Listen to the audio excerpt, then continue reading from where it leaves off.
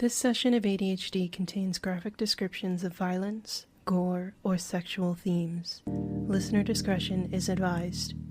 And as always, we hope you enjoy. Alright, let's do the intro now. What is my intro? Welcome. I think it's normally how you start it. That was it. I'm not gonna worry. Welcome to Adventuring Dimwits and Hyperactive Dragons, aka ADHD, a real play tabletop podcast that uses different RPGs to tell a story and mess around a bit. With me tonight is Carson. Hello. Jacque. Hi. And late as usual, Bret. Yeah. Hey, everybody. Fashionably late. Fashionably an hour late. My kids are sick. I gotta go bowling. No excuse. We are opening up right where we left off. Right. What was your best score bowling? Last night? Or last time we played? Oh, the last time you bowled, yes. Saturday? Out of the family? What Is that was what you mean? yours? Or you He mean asked mine? yours. What was yours? We only bowled one. That's what I was confused. It's like 100. I'm terrible at bowling. That's not bad. That's about what I try to hit, honestly. That's Yeah, a pretty that's- good day at the office. If for I me. can hit triple digits, I'm happy. I like bowling, but I do it like once every few years, so. Alright, let's All get right. this started. Let's get this We show underway. We open up right where we left off. Crystal porter stones scattered around this open stone room. The black and white walls and floor, in stark contrast, lit by all the colors of these portal stones shining. Emmeline cast Sunbeam at Red and Gideon multiple times, as if And it hurt channeling the sun a itself. lot. It hurt a lot. And then a portal opens, and out leaps Asteria. And from behind her I don't think it's steps up. leapt. I would see I think Asteria would be jumping out. Oh. I don't know. Jacque, what do you think? Does Asteria leap out, or does Asteria walk out casually? I think, leaping out is good, yeah. Okay. See, Bret, told you. Well, we know on Lillyan just walked on out. Lillyan's shoulders. On Lillyan's shoulders. She leapt out in like a Spider-Man pose as Lillyan just walks out. Like, she's walking A through any door. Spider-Man what's a Spider-Man pose exactly? You jump, Send it. you put your feet together, but pull them up so your knees are out, and then hold your arms up, but loose. I cannot picture Asteria doing that. Like, I could. She would never. Yeah. I'm picturing Asteria leaping out, like, with, like, rapier drawn and, like, lunging toward Emmeline before she even, like, fully gets her footing. Yep, aggressive as fuck. Yep. Not with her feet up and looking like a little, Spider-Man.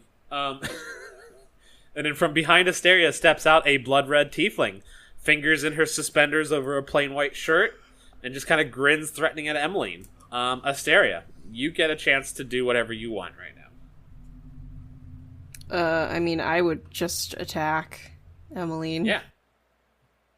Okay, let's Just roll see. all your attacks you want to do. Okay, alright. You've had a long rest. That is definitely not how Asteria would jump. Feet together, and knees bowed out with arms spread. Yeah, man, that's what I told you. That's exactly. I honestly was Spider-Man. picturing That's with classic knees Spidey together. I was picturing like a cannonball type look. Holy shiza! Starting off strong with the 29. So, 29. You want me to roll all my rolls first and then my damage do it. after? Yep, do all your attack rolls. Okay, I'm gonna start reading everybody's rolls as if I'm like a radio announcer or a score announcer. So that's my first attack, and now I'm gonna do Flurry of Blows. All right, coming up now with a flurry of blows. Asteria leads up. It's so funny to do that, like for an entire session, just like read out like a freaking sports announcer. So that's Holy a nat shit. 20, and then my 24. God. God, so we've got a 29, a 20, a nat 20, which makes it a 30, and then a 24. You heard that right, Hey. folks at home. Nat 20 is what he said. You still get a bonus attack as well, because you are a level 9 Yeah, monk, extra right? attack, yep. Bow, bow, bow, bow. Okay, that wasn't 12. Wow. Had to come down sometime, right? Yeah. That's a 2 plus 10 for a 12. That plus 10 is insane. Well, they can't all be winners, Orion. Oh, you're right, Bret. I don't know if I could keep up that energy for more than like a few minutes. God, it'd be so funny though. Alright, I'm rolling all my roll damage. I just gotta roll all 6 million points of damage. Asteria just kills Emmeline before Lillyan gets a punch in.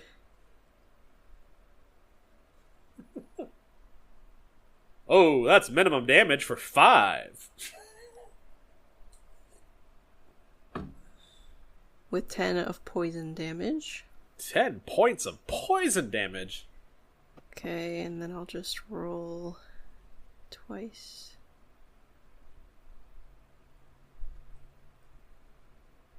Oh, my first flurry of blow, that's nat 20, so I add on so much damage. So much, yeah. I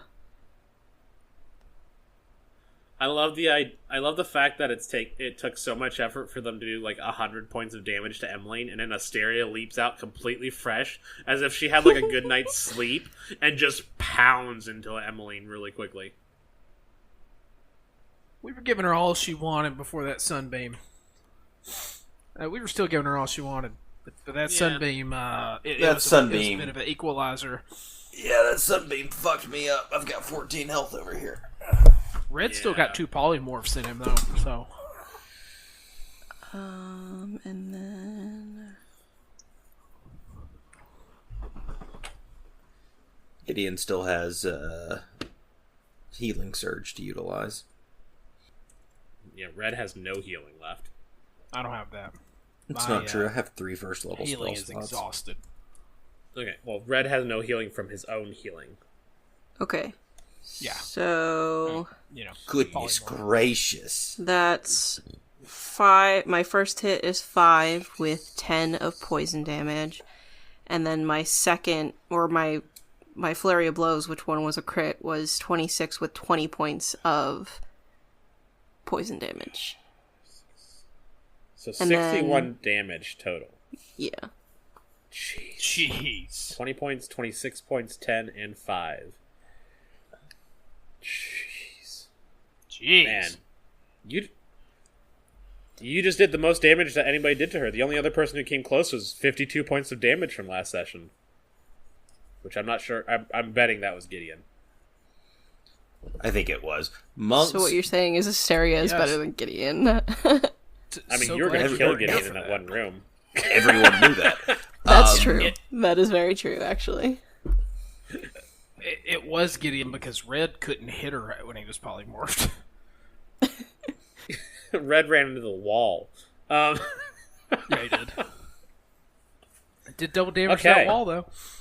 Yeah, you did. 61 points of damage. Emmeline is, like, thrown back from your succession of, like, strikes with your sword and punches. And, like, she kind of, like, curls up in on herself. Like, her hands are in front of her, like, like, fists up in front of her face, arms together, just taking the blows as best she can. And then she flashes, like, an extremely bright light, and Asteria is thrown back about 30 feet toward the steps.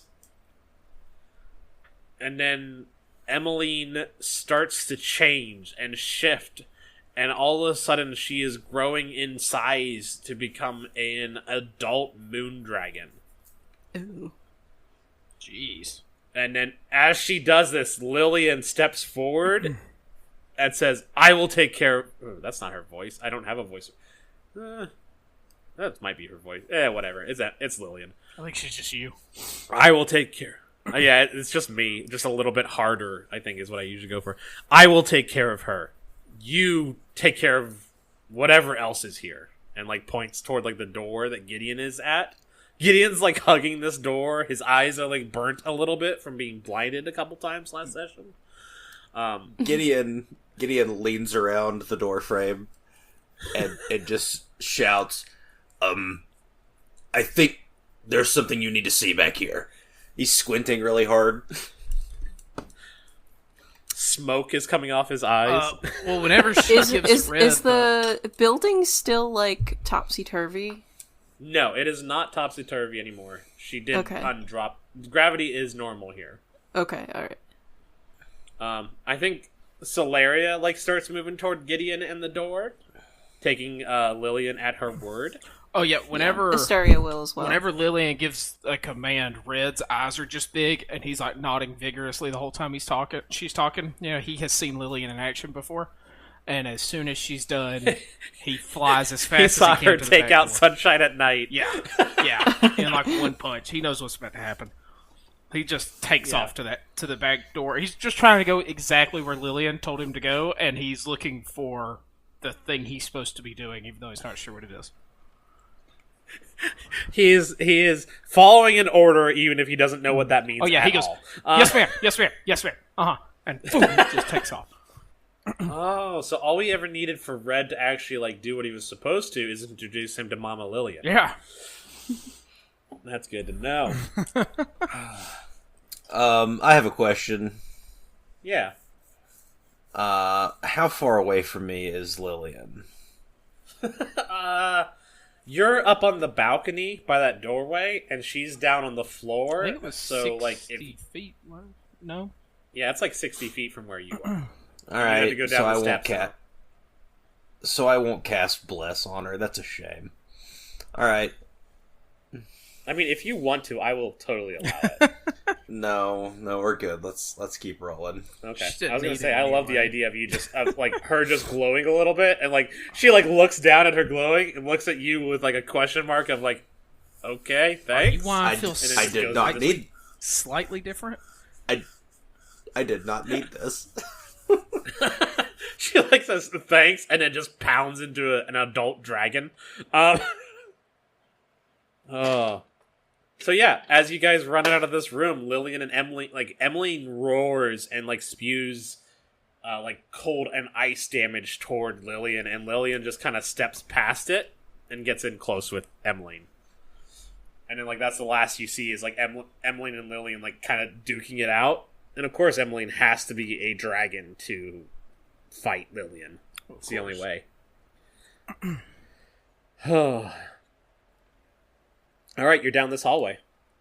So what do we see? You're in the hallway. You go down the hallway with all the murals and like the art of the different oceans and like the Pearl Diver. And you come out to like the big foyer where you can see like the doorway to Lillyan's office, but you also see this massive, huge adult or ancient dragon-sized door that has two figures on either side that like sit on a pedestal on each side. Red had gone up and talked to them. They did not respond in any way before. We had received a little bit of a tour from our gracious hostess before we ended up getting into a fight. Gideon looks at Red, but it's not accusatory because he's glad Red did what he did. And looks at the door and then back at Asteria, still squinting, and says, I think maybe you can open that. And I think Emmeline really didn't want you to. She was really happy you left. Okay, Asteria goes up to the door. She thinks I could probably open is it there too, any... though, by the way. She like, said that. wait, so the figures, they're, like, sentient beings or just, like, statues? They appear like statues. They are not moving. They don't seem to be alive or breathing, but, like, without a actual, like, real investigation check, you would not be able to tell. Red had checked them out, and he kind of wasn't sure still. He kind of felt like they were alive, but also they were so much like statues. He couldn't, like yeah, they had skin. They have like something. Cloaks. Well, they have cloaks on that like cover any possible skin, and they have masks that don't show their faces. So like from visible, like without literally like pulling at them and stuff, it's very hard to determine whether they're alive or not. They don't seem to be moving or breathing at all. But who's gonna cloak and mask statues? Okay, I mean, unless that's part of the, I mean, that might be the part of the aesthetic of the artist. Jeez. Go to the door unless they make a move towards me. Oh, jeez. Hi, Caden. I was going to get a drink, but I thought I should say hi to you and see what you're doing. I'm playing my game with my friends. How do you play it? It's all in our imagination. For the most part. Okay. Love Boston you. begged to play D&D with us. It was funny. Yes, Boston. I told her we'll play one day. Me, her, and Rob. A new hand touches the beacon. I'll be right back. Look at you with I a collected Skyrim Meridius. reference. I collected Meridia's beacon last night, and Jacque just rattled that off. I have no idea how you knew that, but that was It's like the only thing I know about Skyrim. something else. A new hand touches the beacon. I love how much I'm of an pretty sure I asshole opened- she is. She's so perfect as a Daedric prince. Like, I, if you talk shit to her, I you're opened just a chest so at a giant's camp. you're just so beneath her that it doesn't matter. You're like, I only brought the beacon back to you for this sword. I don't give a shit about you. And she's like, you did my bidding. I care not your reasons. You did exactly what I wanted Yeah. you to do. I don't give Yeah, a she's shit. like, you do what mortals do. Blah, blah. And you're like, damn it. Yeah, fuck. You got me. There's nothing creepier than turning around to see a kid just standing right behind No, you. it's creepy. Yeah, that gave you a good start. Yeah. It's not the first time he's done that, and every time it gets me, because I don't hear him coming, and I just kind of like turn and I see a body behind me. It's not as creepy, though, as waking up with him standing directly next to me in bed, just staring at me. I have a good Daddy, story I like threw this, for later. Okay. Just put a little bookmark in right there. Okay. None of us will remember that. Okay. I'll remember tomorrow at 2 a.m. Yeah, text me in the morning. I'll get that text at 5 o'clock. You mean in like 5 hours? No, tomorrow at 2 Yeah. a.m. Yeah, when Carson's getting up for his work. Yeah, 5 hours. All right. That's tonight. So what is Asteria doing? She's heading to the door. Okay. What do you do about it? Like, what are you doing to try to get it open? Is there a handle? There's What's not. going There's on? no- What's going on with the door? They're two massive, like, it's like one of those, parts in the center doors. They're together right now. Very large. They're made out of a... I don't even know how to describe this material. They're made out of, like, a hard rock-like material, but it's not rock. Kind of like a moon rock. Gideon uses a healing surge and then grapples one of the statues. I think it's a push. And Red's doing like a I guess push I'll motion just with his hands. Try to push in the center to see Okay. if they'll open. Yeah, just push make it. for me a push check. No, You don't get to add anything to I'm that. trying to decide if I don't think I'm going to make you roll for this. I think it's just going to be what it is. I think the tattoo warns on your neck, and you feel like the end. Like you. What are you rolling for, Carson? Oh, My you're healing surge. Push. God.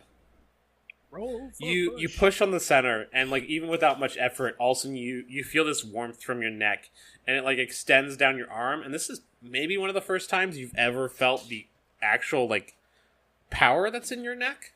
Mm-hmm. And it's a lot. Like, it doesn't just get warm. It starts to almost burn on the side of your neck. And then extends from your hand. And, like, your hand starts to glow this bright light. And then it infuses into the door itself. And the door begins to glow. And instead of opening, the door starts to spread apart. And gaps start to appear. And suddenly there is just a pathway in. It's probably about 10 feet tall and about 8 feet wide. And, like, the door itself begins to kind of, like, shift and move. And you get a very strong, like a strong whiff of sea air, ocean air. Red, make for me an insight check. Okay. Huh. Sliding doors. Fancy. Love it. This is coral. The doorway is made of coral. Ah. That's a hot 7 on that inside. Cool. That's a good hot 7. Red, you're like, man, that's a cool door. That's a cool door, guys. Did you see how it opened? Man, that's cool. Gets a little hungry because the smell of sea air. He gets a Reminds little bit him like of a fish. Yep. I'm a little hungry for some reason. I don't know what's going on. But did y'all see that door? See that door? You're always a little hungry. Oh my god. Right, And then the figures on either side of the door stand up. Oh boy. And they I'm start to grappling move. one of them. Are you really? No. Like, I mean, I am perfectly fine with Gideon, like, grappling one of them, and this figure stands up to about 8.5 feet tall, and then just starts walking to the door with no reaction to Gideon hanging on, and you're just like a child hanging onto his father's leg as the figure moves into the doorway, and they both walk past Asteria. Come back here, I'll nibble at your ankles. Should we As go they with them? stand up, the cloaks that are on them fall off like they were actually just tarps covering them. And you can see one of them is about 8.5 feet tall, massive, and has like veins of red, yellow, and white magma across his body. His eyes glow from the mask in like the same color, and then there's just cracks along the skin that you can now see. And then the other figure also moves in. And the other figure, like the skin that you can see, is a pale blue with sparkles, like lightly from the moonlight that's hitting. White hair flows back from its head. You still can't see the face because of the mask. And his black armor is trimmed with gold as they both move past the stair, not seeming to be aware of what they're doing or who you are, moving as if they were automatons into the room that you are now able to enter. God, that's so cool. So it's a room, or it's just kind of like it almost is like a portal? It's a room. Is it a room that chamber? smells like the sea? Yes. Okay. Red bounds in to the room. Red I'm now rushes controlling Ignice. Called it. Dibs. I want to go help Lillyan fight the moon dragon. She's already killed it by the time you get in there. For You sure. hear a roar in the background. No. The Ignice is snapping not of a aware dragon neck. If you were in Ignice's body right now, you would not. It would be like you're not even there. And the same with Glaucus. Glaucus? Galucus? What is his name? I think it was Gallicus. Yeah, Gallicus. Gallicus. Glaucus. Glaucus? Glaucus, and he just pulls a Glock out. That's what it was. Yeah, I always called him glaucoma. Oh, it's so funny. Yeah, I have it Glaucus written is down as firearms I have it written proficiency. down in Glaucus in my notes from the God campaign. Anyways, could have sworn it was Glaucus, not Gallicus. I know, buddy. Do you all enter Okay. the room after Red? Yes. Yeah. Sorry, I was looking to see if... No, you definitely say Gallicus other times, but I definitely made the glaucoma joke at least once. Anyways, the room is brightly lit with full-on moonlight. Like, you know, it's got that whitish, light blue feel to it. As Amon Mel, like, floats above you, you can see up through... There is no roof, so you can't see through the roof, you just see the sky and the moon above you. The room is huge. It rolls on for like almost as far as you can see.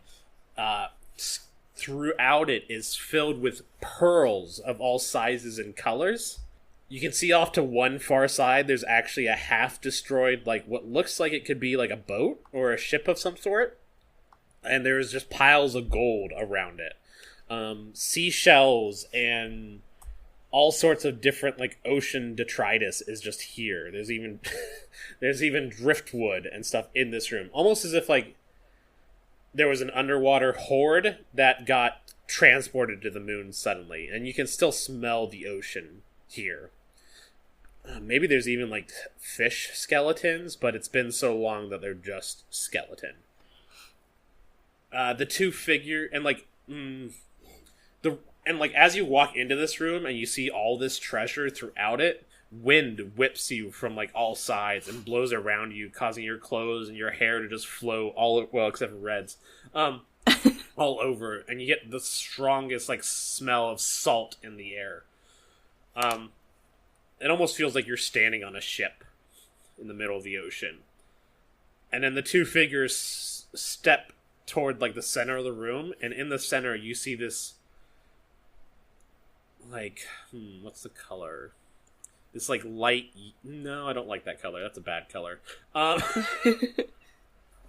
light like a darker pink. It's just free floating. It's like this area that's just dark pink jelly sitting in the middle of this room, and inside this jello that it like moves like it is still able to move up and down and around as if it was free floating in a jar, but there is no glass. And in the center of this jelly is the skeleton of a Night Stalker. And the Night Stalker's eyes glow. Night Stalker? Remind me what that is? Crap. Nightwalker. Yeah. Hold on a second. I'm pretty sure. Yeah, Nightwalker. Nightwalker is it. Nightwalker. God, Yep, this thing's Nightwalker. terrifying. This thing's terrifying. That's one of your son's monsters, right? No, the Night Stalker is an actual D&D monster.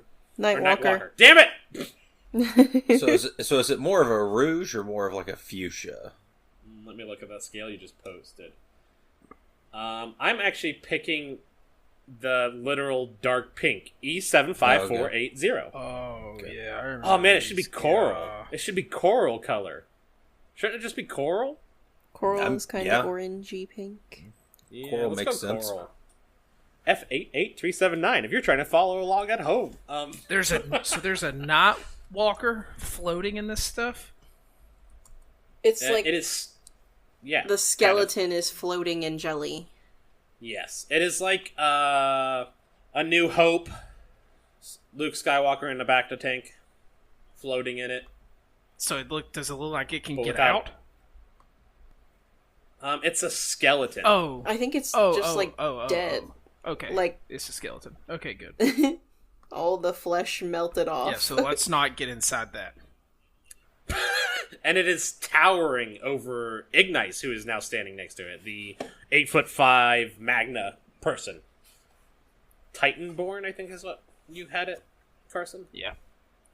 Titanborn, correct. It's fun doing callbacks, and it's fun doing callbacks until I can't remember all the facts about these people. Yeah, a magma Titanborn. Yeah, so good. Yeah, I shared the Nightwalker into this chat. God, so cool. That thing is very large. It is very massive. It's a big boy. And it is, yeah, it's 20 feet tall. It is over twice the height of Ignice. Holy moly. What do you guys do? You're in this massive, cannot talk tonight, which is normal, but hey, this massive, dragon horde. And in the center is this Nightwalker figure standing in jelly, and now the two statuesque figures stand on either side of it, looking at it. Red would be pretty. And there's nothing confident else. this is It's Dragon just Horde, the right? what's behind it. Just more treasure. This room goes on for a while with gold, pearls, ocean stuff. Yeah. There's a couple, like, shipwrecks in here. Can I touch the jar? It's not in a jar, it's free floating. The jelly, Oh, it's like, free moves. floating. Okay. Yeah. The jelly, I'm just sticking to jelly now. The jelly is, like, you could put your hand into it and probably feel it move around you. Someone put their hand in the jelly? Okay. I let's lost do that. connection for a second. Yeah. Yeah, she wants to put Oh her my hand in the gosh. jelly. It's Asteria? Yeah. Or just I mean, like this- put her hand close to it. Maybe not in it. Okay, yeah, you put your hand toward it, and your tattoo again starts to warm, and you start to glow a little bit. I'm glowing? Your hand is, yes. Nice.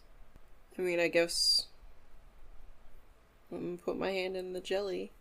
Ooh, fun. Skeleton. Oh well. Red says off behind Asteria. Red. Nah, I'm not gonna make anything. Red would recognize this as a dragon horde in here, right? Oh yeah, for sure. Okay, well then Red is just walking around taking everything in. He is not gonna take anything out of a dragon horde, though.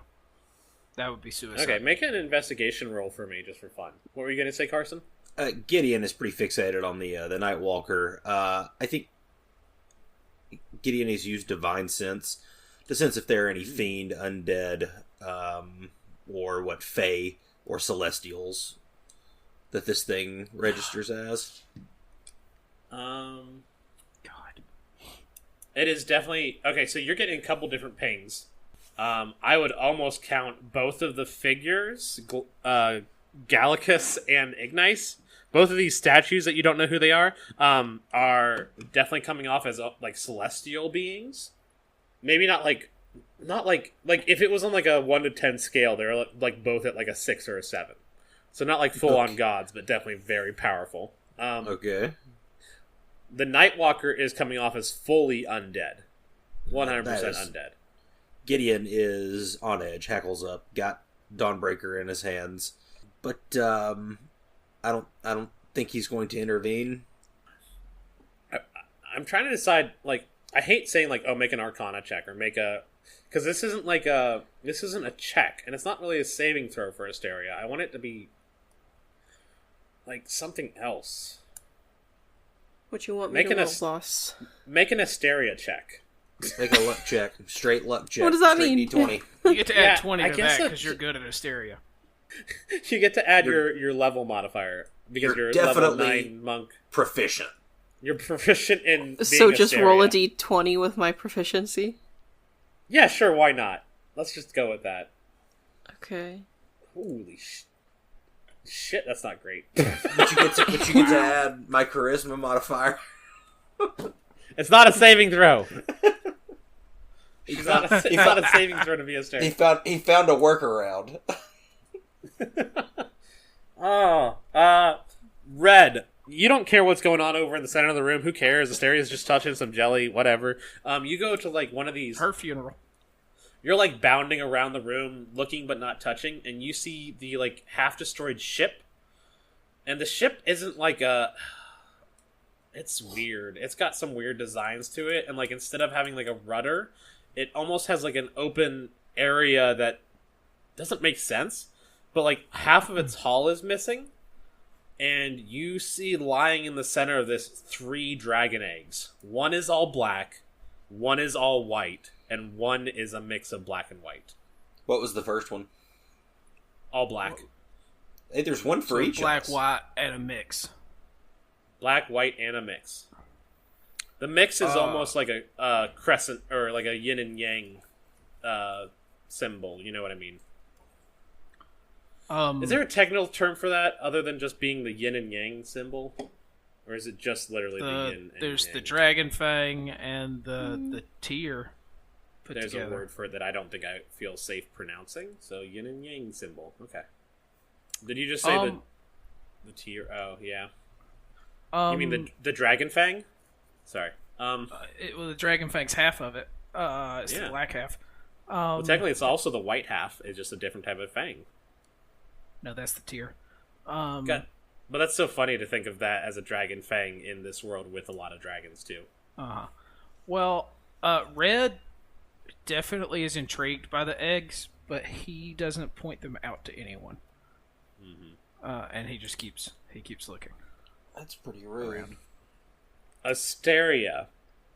You stick your hand in the jelly, and your neck starts to burn. Excuse me. Again, like when you touch the door. Mm-hmm. And the room almost shakes as this jelly starts to flow onto you. It starts to leave the night. Gideon pulls Asteria back. Ooh, make a strength damage. Make an athletics check. I am proficient in that. Good. My strength's not great, but Gideon, don't touch it. you're not paying attention to anything over here. Yeah, Red's like still looking at the eggs. Oh, it's a 12 plus 7, 19. Feels You like a good yank time to roll. Asteria- Okay. Yeah, you yank Asteria free, but this jelly is still climbing up her arm, and like she's no longer directly connected to the one that's surrounding the Night Stalker, but it is now crawling up her arm and like Burning encasing off her her entire arm right now. Is it painful? It burns. You don't notice it doing anything to you, like physically, but it feels like it is burning. Mm-hmm. Like bad. Yeah, ooh, like that's if you just touched a metal pot that's on the stove. On Oh, full heat. jeez.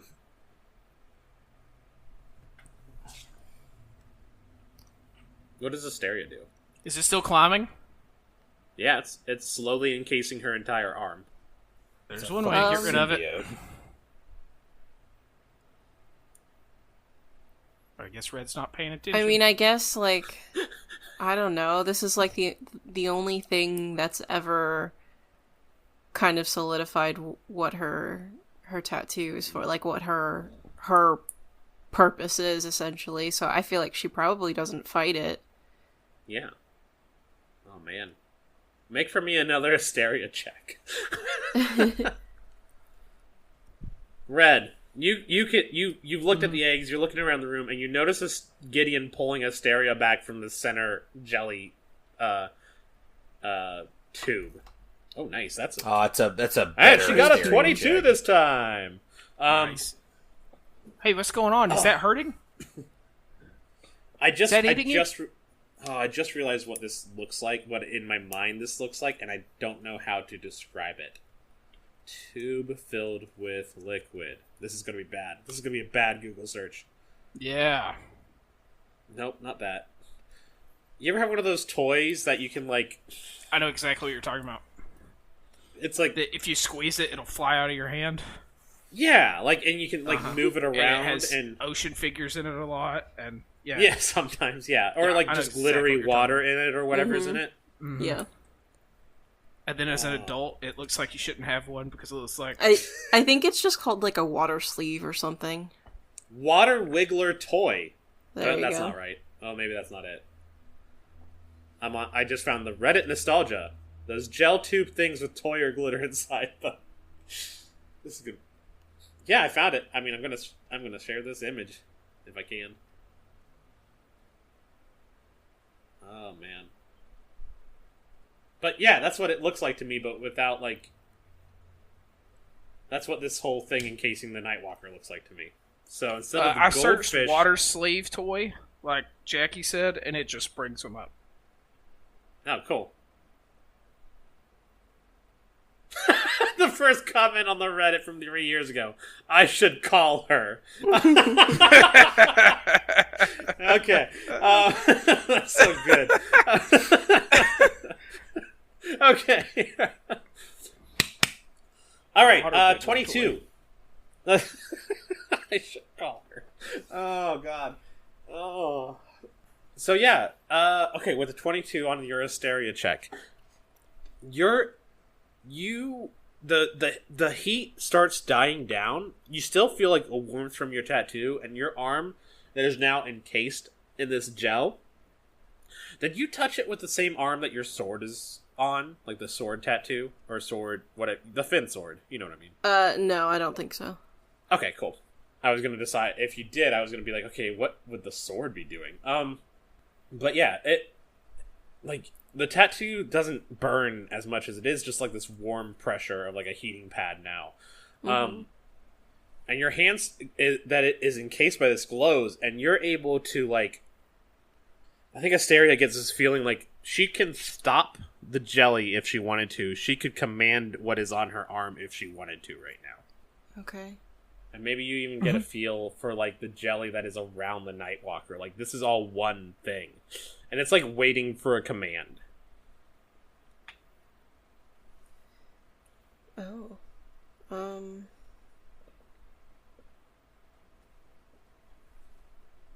And it doesn't hurt. No, it is not hurting anymore. Hey, does that hurt? Hey, do I need to get that off? Gideon, do I need to bite her arm off? What's going on? Solaria has like her sword out and is like pointing toward Asteria, being like, I could cut it off. I think My teeth would probably work better. My knife's sharper. Well, that's just not true. Sword.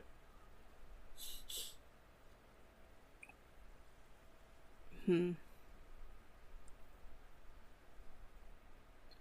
the only vibe that I get is that I can control it.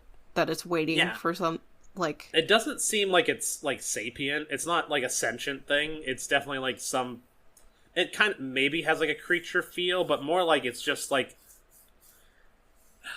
How to describe this? It's like a... I can only think of, like, computer program type things, and that wouldn't make sense for Asteria. Like, you're ready to hit the enter code to send this code through it, and that's what it's waiting for. It's just waiting for you to send a code through it. It's waiting for you to input command and then hit okay. enter. So, what happens if I give off the vibe, like, go? Like, what does that do?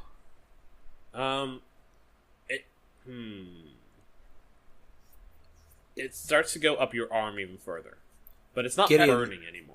Hey, this Gideon is why I need to bite your arm off. Do you is still consent to me holding biting on your arm off? to Asteria's shoulders and says, I know this isn't your forte, but you need to talk to us. What are you feeling? What is going on? I think I need to bite your arm off.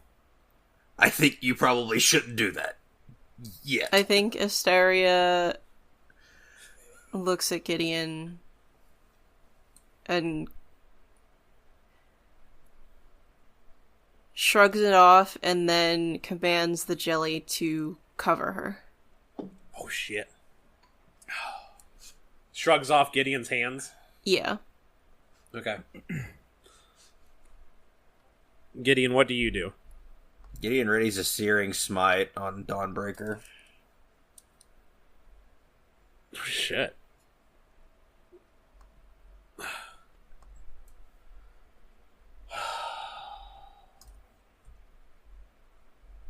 Asteria, make one final Asteria roll.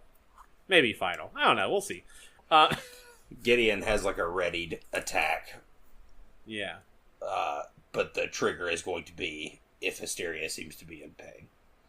Or... no, we'll just leave it at that. It's another pretty good Asteria check. You're good at being Asteria. Yeah, you're surprisingly good at being Asteria. Surprisingly. Solaria cuts her arm on her sword real quick, and her blood that is drawn from it starts to bubble a little bit, and like you see her eyes like go kind of dark as she activates her blood hunter stuff. That's the wrong one. It's her arm. And then Asteria is completely consumed by this jelly. Well, she'll let me bite it off. And she begins to glow completely. And then the jelly around the Nightwalker glows.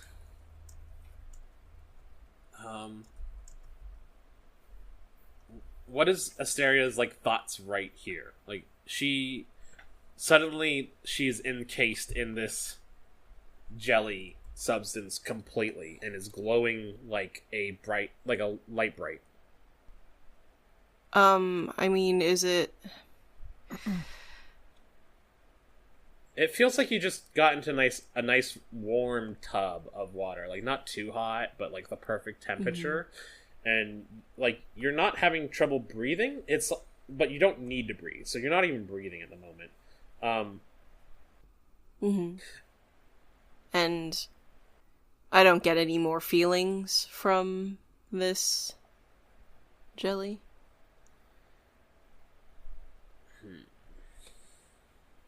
Because I don't think she's not scared.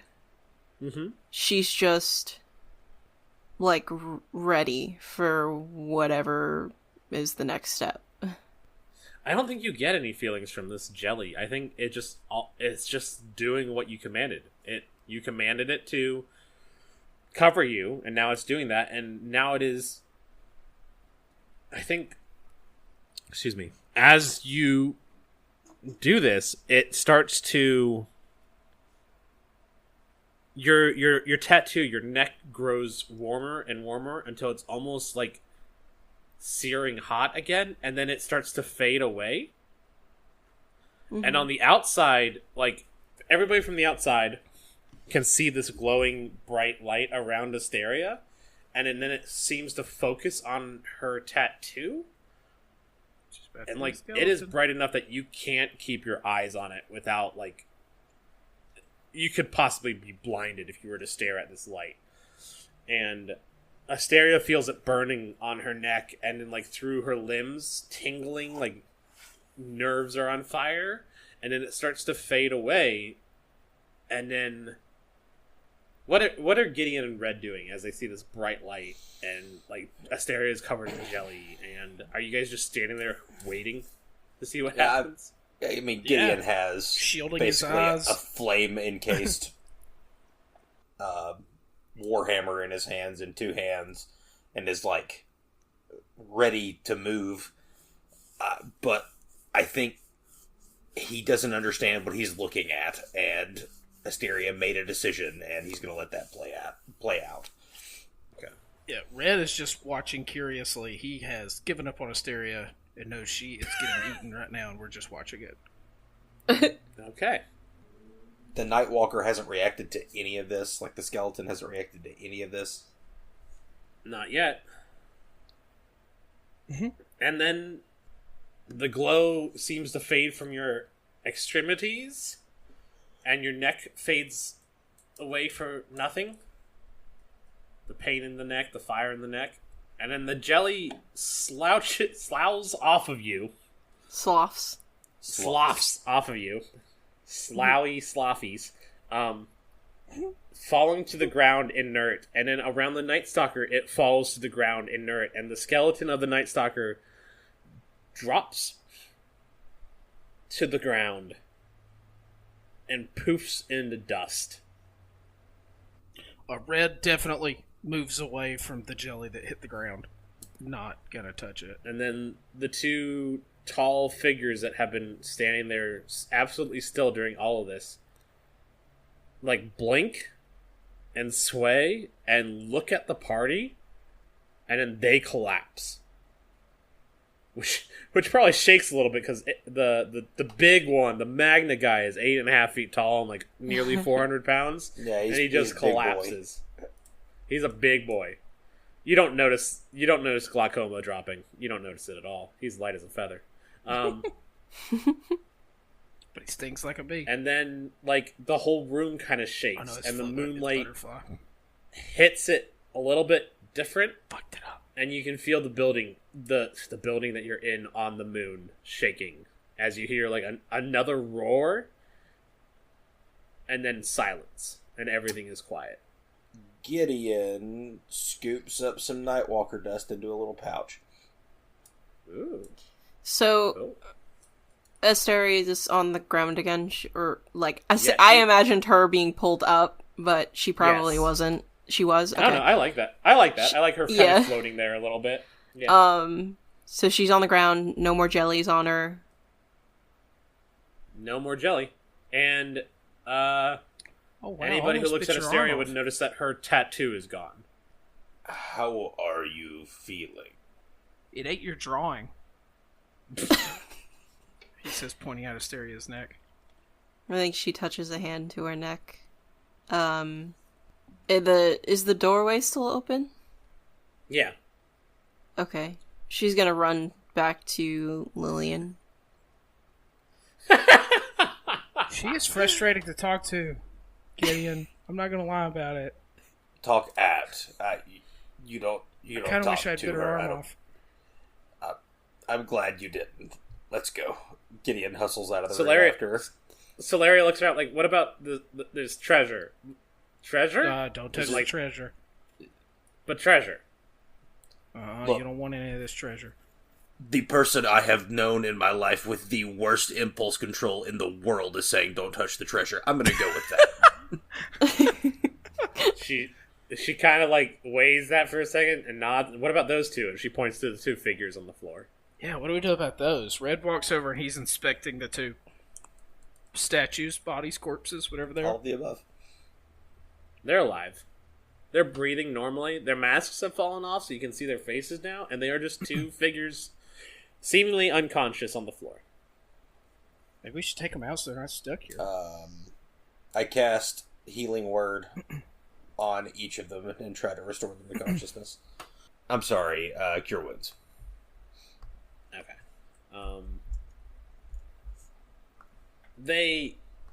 don't think anything happens. They're not... Like, they're not injured or sick. There's something else going on here, maybe. And, like, you cast Cure Wounds, and, like, it feels like it's working, but then, like, nothing changes on them.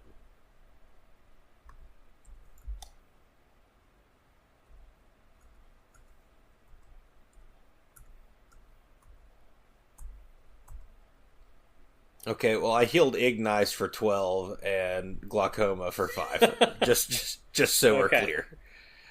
Okay. There's literally no reason to never not just use the average when you're rolling and just assume. Yep. Anyway. Alright, so what are you doing? Following I Asteria think out. Okay. The only other thing Gideon would do in this room is get Dragon Eggs, but he doesn't know that they exist, so... Yeah. Benji, who's been here the whole time, always barks at the ship and whines. Look, Benji's not about to have an Abu moment. We're getting out of here. Okay. Just think we should take these guys. What are they? I don't know. That is a good question. They're gonna be like skeletons, probably, if we leave them in here with this goo. The goo is just inert on the floor. It's not moving. I poke them. Do they have? They have like flesh. Yeah, they're like flesh. We could eat them. I wonder if Red could eat Ignice. I don't know. Wow, he's a red dragon. It might be the only he's made of magma. Red would love it. Like a damn Goron. I genuinely think that these two are far... I have a feeling they're far more powerful than we can understand. Whatever's at work here, I don't think is anything we can solve. Okay. Certainly not in our current state. I don't know about you, but I've been through the ringer. I'm pretty exhausted. I don't know what a ringer is, but I've been with you the whole time. I feel fine.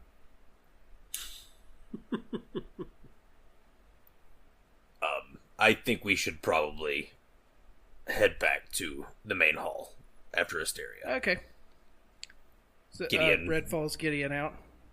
Runs out of the room. Hey, Gideon, remember when she shot that thing at us? That big beam at us?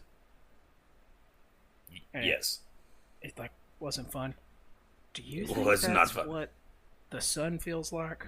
I think it's probably like 1/1,000,000,000th of what the sun feels like. Oh man, really? I always thought I would love the sun.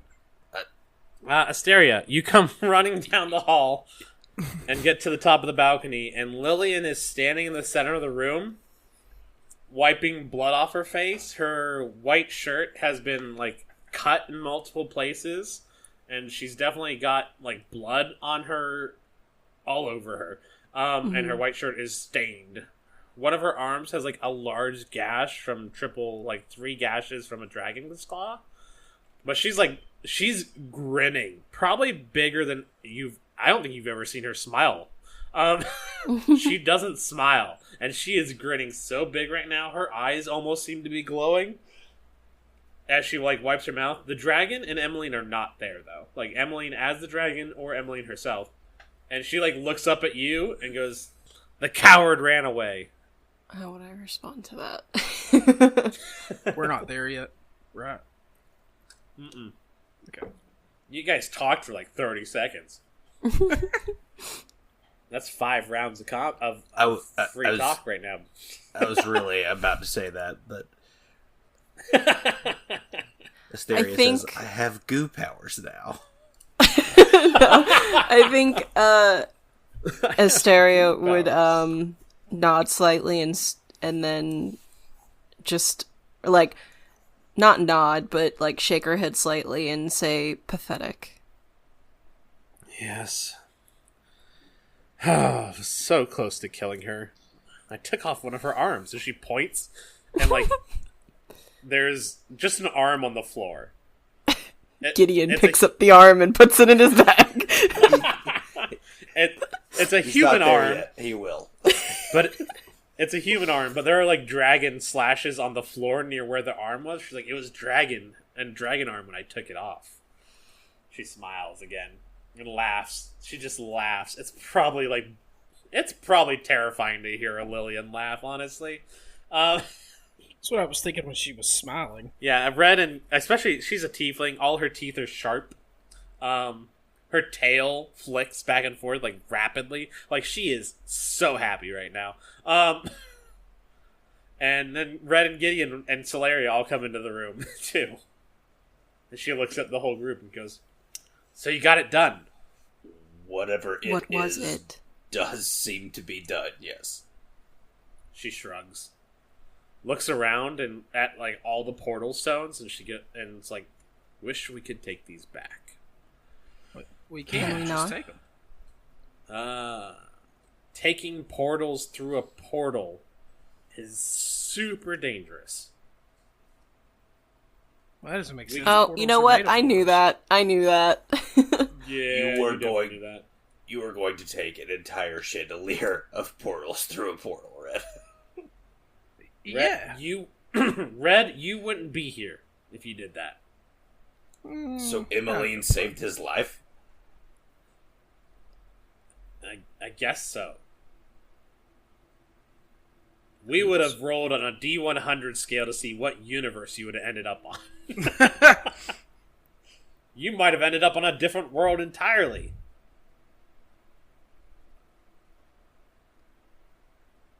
Or a different time. Awesome. She's like, we can each... She like looks around at all the portal stones that are scattered across the floor from the chandelier, and she goes, well, maybe one each. And then she like walks over to one of them, picks it up, and like runs her finger from one end to the other in like a straight line, and tosses it in the air, and a portal opens up. And she goes, all right, one portal stone each. Let's make our way. Let's go home. Okay. Asteria grabs the portal stone. Does everybody just grab one portal stone? I mean, that's what Lillyan said to do. Gideon's inclined to listen. Are there... So, portal stones, are they all black, but they have other colors on them sometimes? I picture them as all of them being different colors.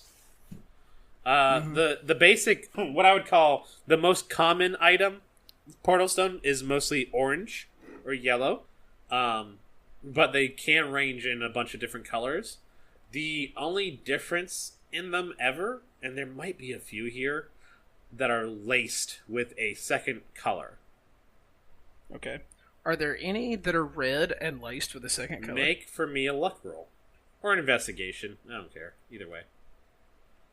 Okay, I'll do investigation since I don't add anything to a luck roll. That's why it's lucky, Bret. 13. I want you to roll a luck roll just to see what you get on the luck roll. I'm not gonna... Nat 20. As you're No, saying, you're not gonna. I'm gonna do the investigation roll because I get to add something to it. What's funny is if he rolls luck the first time, he gets a 7, but because he chose to roll it the second time, he got a nat 20. Maybe. Luck being luck. Maybe. Yep. I think you see one. It's a scrolling up. It is like a watermelon, pink red color, FC6C85, and it is laced with a. It is laced with a. What's a good color to be laced with that pink?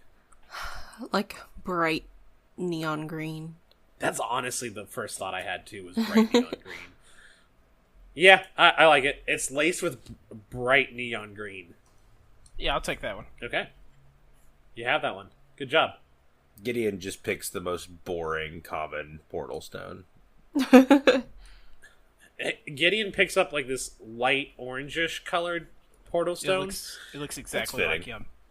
Yep. It looks exactly like the one Haskell got from the tower in Loophole. Asteria doesn't really choose. Yeah. She just grabs whatever's closest.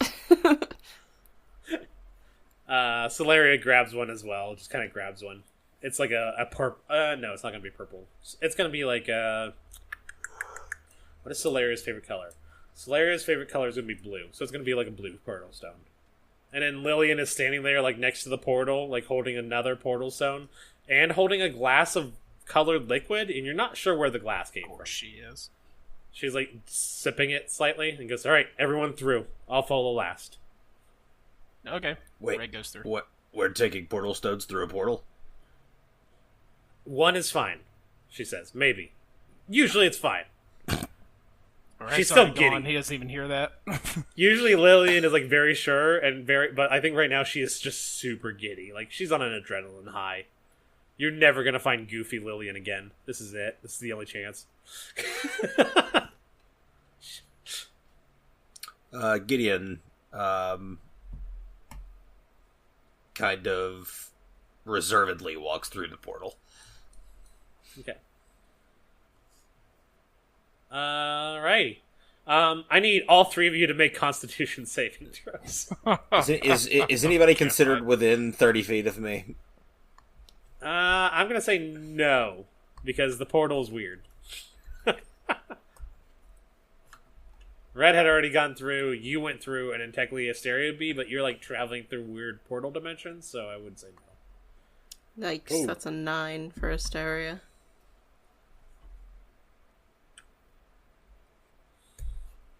I'm trying to decide. Oh, That is a natural 20 plus 7, 27 for Gideon.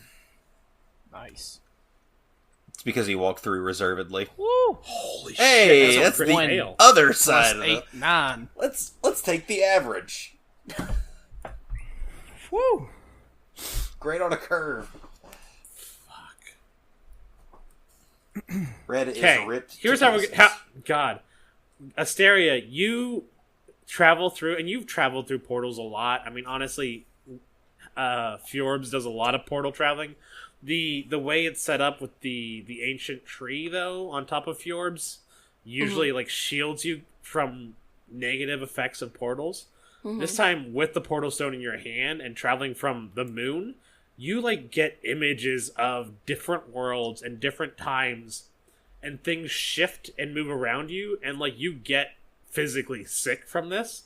And like for a second, you feel this pulling, as if like it's trying to pull you somewhere else. What do you go toward what it's pulling to, or do you ignore the pulling?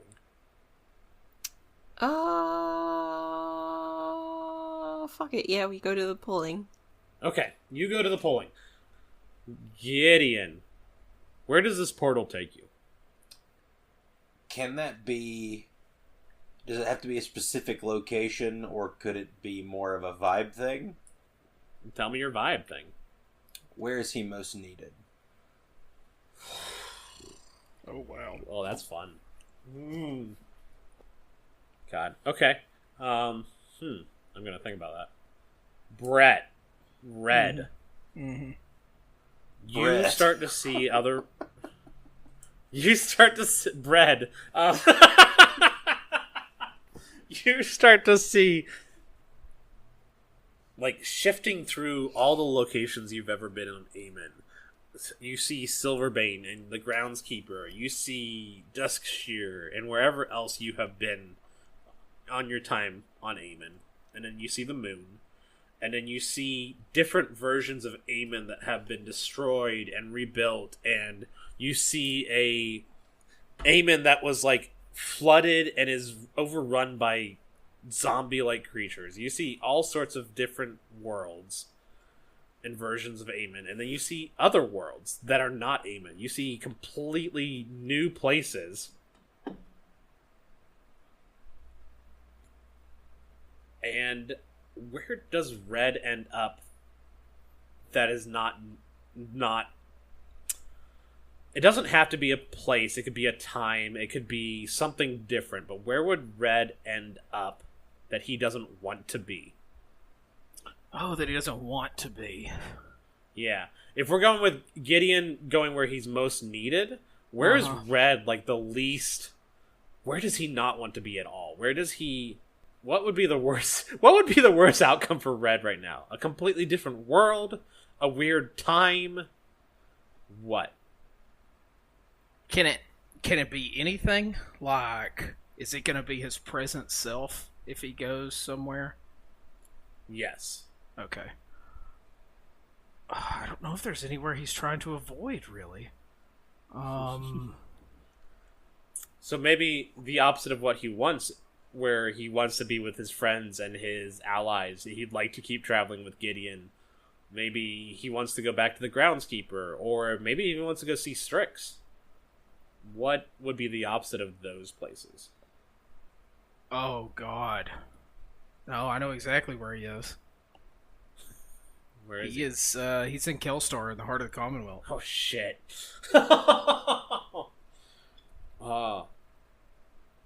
And you... Oh, man, that's so good. Oh, that's so good.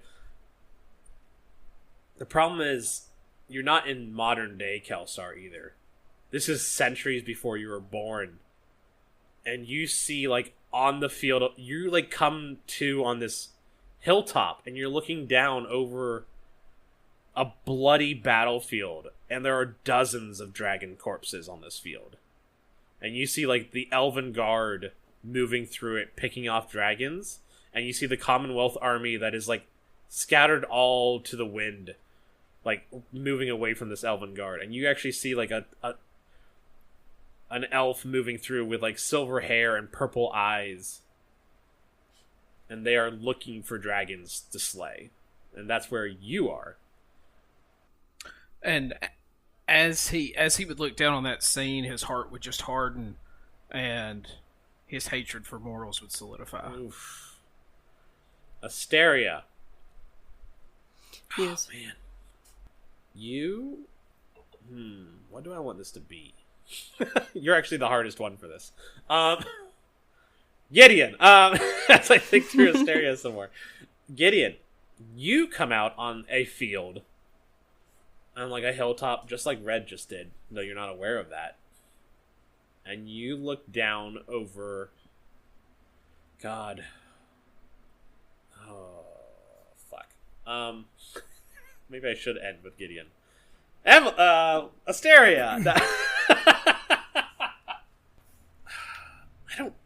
I'm trying to decide where Asteria would be. We're gonna end with Gideon in a second, but where would Asteria be? Where would Asteria be? Asteria follows this pole, and she finds herself in a house. It's familiar, but probably different than you're used to. What was Asteria's childlike home like? Oh.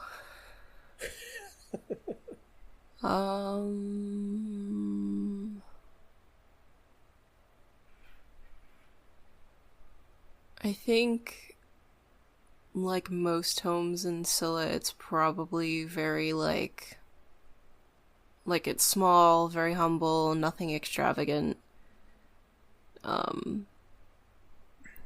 It's, like, I'm almost certain I imagine Scylla as, like, the town is on the roof of a cave, essentially, and that all of the buildings and stuff are carved into the stone. No, that's awesome. So, like, stone walls, candlelight, probably just like wooden furniture, nothing special. Mm-hmm. And I think, like, you get this feeling like you're home, like where you're supposed to be, and like you can see. Asteria knew both of her parents, right, before they were killed. Yes. Okay. So I think you hear, like, your father's voice, and, like, he laughs outside the door, and, like, you look down at yourself, and you're no longer, like, you still have, what is it, Vineheart is your sword? Mm-hmm. You still have that, like, on your arm, but you don't have this tattoo on your neck. And suddenly it's like Asteria gets the feeling that she's where she would have been if Scylla hadn't been attacked, if everything in her past hadn't happened and she had gotten to grow up with her family. And, like, that's where the poll was taking you, was to this. Mm-hmm. And then we move over to Gideon. Where am I?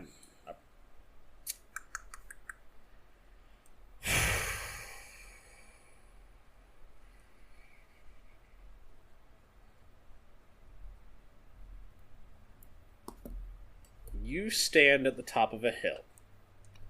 To the north is a beautiful city, shining bright. Stone walls surrounding it on four sides, and to the north of it is what looks to be like a massive cathedral and gardens surrounding all of that. Stretching away from the gateway of this city is a line of soldiers and troops heading south. Like, for a second you're there, and then it shifts a little bit. And now you're still standing on a hillside, but there's no grass, there's no breeze. You smell fire and ash, and you look south, and you see the city of Durga. You see the Ziggurat castle torn in two from what could have been a giant whale. You see it on fire and, like, half destroyed, and on its borders where you see the marshlands that was wet, that you went on a bounty hunt into those marshlands. You rode a boat into them and hunted some, like, basically meth dealers. It's dry. There's no water anymore. There are ships just on the ground throughout this whole area, and you see shadows moving, and you see smoke and the flags of the Commonwealth. You are where you're most needed. Durga, where the Commonwealth's largest army sits and plans to move into the city from. And that's where we end this season.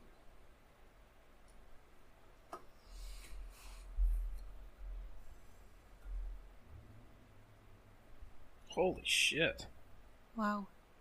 I'm not going to say you guys are stuck where you are. Like, that, I don't want to be like, oh yeah, you're like, Asteria is stuck in this alternate universe where she is now, like, well, maybe she doesn't feel like she belongs. I feel like if we were to play that out over time, if Asteria, like, stayed, she would gain the memories of, like, her alter self. She would it wouldn't be like she was another Asteria. She would just slip into that, and maybe it would be like a dream where she was from. And that's kind of like, but that's well, like my initial thought was, yeah, like, as Asteria, like, recognizing, oh, that's my father's voice, my very first thought was, I shouldn't be here. Yeah, that's what I thought. Like, Like, as Asteria much as doesn't it would wanna be there. great to live that life, that's not Yep. her life. She's not that She person. is a completely different person. yeah. Like, and she has no tie to that life. I decided against it, but I almost was like, oh yeah, and then Zane walks through the door, but he's like not Zane, it's like a different Zane. But that I decided not to go with that because that would be the only alternate Zane I could come up with would be his really weird, his inner mental self where he's completely off his rocker. Before he died, the before Zane, which I don't think it would be weird, but yeah, no. Like I love the idea of like we end this season and we don't know what's going on with any of these, but we also don't have to stick to that. Like maybe these are just visions you all are seeing. Maybe you end up all back at Fjorb's, but you saw these visions and these images from the Portal Stone stuff. I mean, or maybe you are there. I think that's going to be character choices for all of you, depending on what you want to do. I like the idea of Red being stuck there, though. Yeah, that'll be a lot of fun. How do you feel, Gideon? Not surprised. Well, Theron's not what needed you most. Like, he's been waiting for the other shoe to drop for a long time and has been avoiding this confrontation, this situation for a long time, and it's probably time to stop moving away from it. I mean, if Gideon's final scene of the season is standing up a little bit taller and starting to head down that hill towards the Commonwealth's camp, I think that's probably where we leave him. Yeah. Oh man. Okay. I like how it. How does time travel work? Like, what do you mean? Like Red went back in time. Is it an alternate universe, or is it like? Is he going to change? I think that he changed the timeline, or is it time travel where this always happened to Red? Like if he goes and finds Strix, that's why Strix goes and finds him later. Yeah, I don't know. I don't know. I think we would have to play that out. Anyways, I have one final thing that I'm going to do to read out to end this. Mm-hmm. All right. This is fun. I do have to change a little bit of this though. We pan away from the party. We pan away from Asteria in her alternate universe, from Gideon at the outskirts of Durga in the Commonwealth camp. We pan away from Red, centuries away from when he was born and where he should be. And we see Eamon as it is now. Eamon Mole flies overhead in the north, with Eamon Mel, the southern moon, flying over the continent of Sothori. We fly over a range of volcanoes in the middle of the ocean, all erupting at once, expulsions of magma and mystical power that those sensitive to magic can feel to their very core. Then, as quickly as it began, it stops. We move westward across Kelstar and see the Jazrael Covenant's fleet amassing off the shores of the Inamir Kingdom, what was once a free kingdom set to fall at the hand of the elves. We see the lands of the Commonwealth as their troops amass on their borders, boarding war machines of air, sea, and land, set to conquer wherever they go. We move quickly from Kelstar to northern Vindawind, to frozen Duskshire, to beautiful Elfstone, and the other northern cities, securing their borders in defense of the rot from the Twin Forests. Darkness spreading from the roots of the mountain range where the ancient dragon Strix has their horde, and is now sending out their abominations. Continuing south past these encroaching forests, we see the bright and shining gardens of Silverbane, tended by the ancient amethyst dragon known as the Groundskeeper. He pauses and tests the air, spreading his wings out and sending his hordes of pseudo-dragons aloft. From there, a trail of knights, dragons, and more march as far as we can see southward, led by a tall king in silver armor. At his side, a familiar lizard folk, Brax. Sword black as night, marred by the bright red crystalline drops, reminiscent of blood upon his back. In Durga, a tall dragonborn stands in armor that was once bright and golden, but now tarnished and covered in dirt, staring from the corpse of the castle Ziggurat out over what was once the largest city in the world, bordered by the beautiful wetlands of the Pining Parrot. Now, a city besieged and a dried-out husk. Airfog, once the bodyguard to King Tuzog the Black, now king himself. He is surrounded by golems made of earth, a gift from the Tao, as he watches massive shadows move through the marshlands, accompanied by smoke and the sounds of machines, the flags of the Commonwealth flying above their new, terrifying war mechs.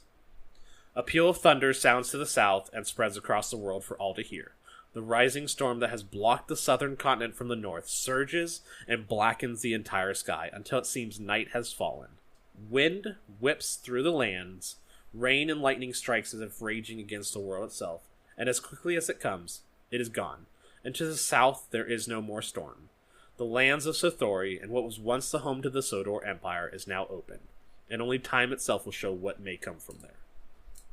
And this is the end of Season 1.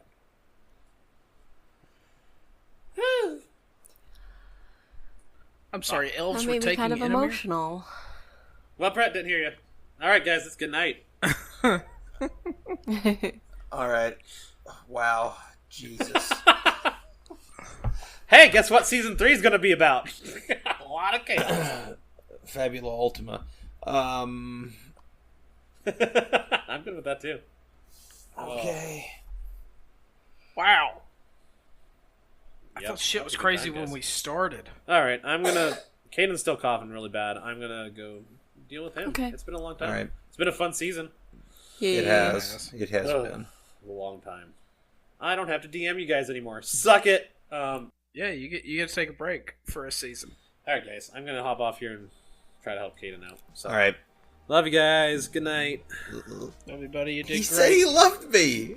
Oh, sorry. Love Jacque and Bret. Good night. And Craig. And Greg. You kinda like Greg. Love everyone. Good night. Love y'all. Peace out. Adventuring Dimwits and Hyperactive Dragons is brought to you by a group of friends who decided to record their sessions just for the fun of it. Check out our Facebook and Tumblr at Adventuring Dimwits. Music is provided by Parker Hyde, and I'm Arion the DM. Catch you next time.